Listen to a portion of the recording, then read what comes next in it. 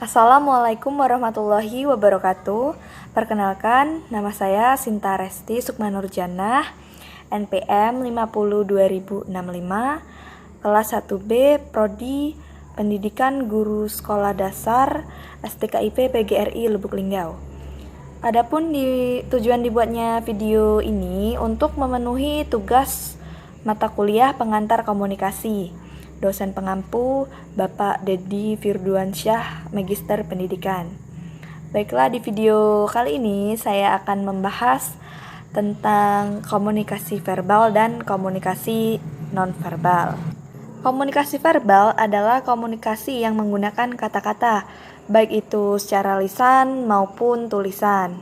Komunikasi verbal paling banyak digunakan dalam hubungan manusia, seperti mengungkapkan emosi, perasaan, fakta, gagasan, ide, ataupun bertengkar. Adapun unsur dalam komunikasi verbal, yang pertama yaitu kata. Kata merupakan lambang yang mewakili suatu hal, baik itu barang, orang, keadaan, dan kejadian. Yang kedua yaitu bahasa. Bahasa adalah suatu sistem lambang yang memungkinkan orang untuk berbagi makna. Dalam komunikasi verbal, lambang bahasa yang dipergunakan adalah bahasa lisan, tertulis pada kertas ataupun elektronik. Selanjutnya yaitu jenis-jenis komunikasi verbal. Yang pertama, berbicara dan menulis. Berbicara adalah komunikasi verbal vokal. Presentasi pada rapat adalah contoh dari komunikasi verbal vokal. Surat menyurat adalah contoh dari komunikasi verbal non-vokal. Yang kedua yaitu mendengarkan dan membaca. Mendengar dan membaca adalah dua hal yang berbeda. Mendengar mengandung arti hanya mengambil getaran bunyi, sedangkan mendengarkan adalah mengambil makna dari apa yang telah didengarkan. Membaca adalah suatu hal untuk mengambil informasi dari apa yang telah ditulis. Yang terakhir, bagian dari komunikasi verbal yaitu karakteristik komunikasi verbal. Adapun karakteristik dari komunikasi verbal yaitu berlangsung sederhana, pendek, dan langsung. Menggunakan intonasi, perbendaharaan kata, dan kecepatan berbicara. Selanjutnya saya akan membahas tentang komunikasi nonverbal. Komunikasi nonverbal adalah semua isyarat yang bukan kata-kata. Pesan-pesan nonverbal sangat berpengaruh pada komunikasi. Pesan atau simbol-simbol nonverbal yang sulit untuk ditafsirkan daripada simbol verbal. Komunikasi nonverbal lebih jujur mengungkapkan hal yang mau diungkapkan karena spontan. Adapun jenis-jenis dari komunikasi nonverbal yaitu yang pertama sentuhan atau haptik, merupakan komunikasi nonverbal, nonvokal, dan nonvisual. Yang kedua yaitu komunikasi objek.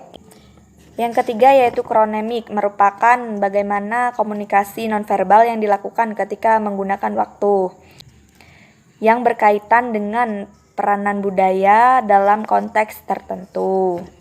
Yang keempat yaitu gerakan tubuh atau kinestetik. Yang kelima yaitu prosemik, merupakan bahasa ruang atau jarak yang digunakan dalam berkomunikasi dengan orang lain, termasuk tempat atau posisi berada. Yang keenam lingkungan, dan yang terakhir adalah vokalik, adalah unsur nonverbal dalam sebuah ucapan, yaitu cara berbicara.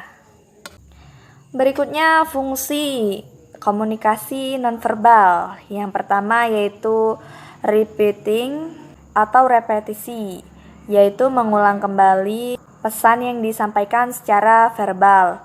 Yang kedua, substituting, yaitu menggantikan lambang-lambang verbal. Yang ketiga, contradicting, yaitu menolak pesan-pesan verbal atau memberikan makna lain dalam pesan verbal.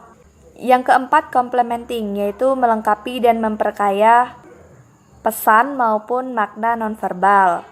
Yang terakhir yaitu accenting, menegaskan pesan verbal atau menggarisbawahinya. Yang terakhir dari komunikasi nonverbal yaitu karakteristik komunikasi nonverbal.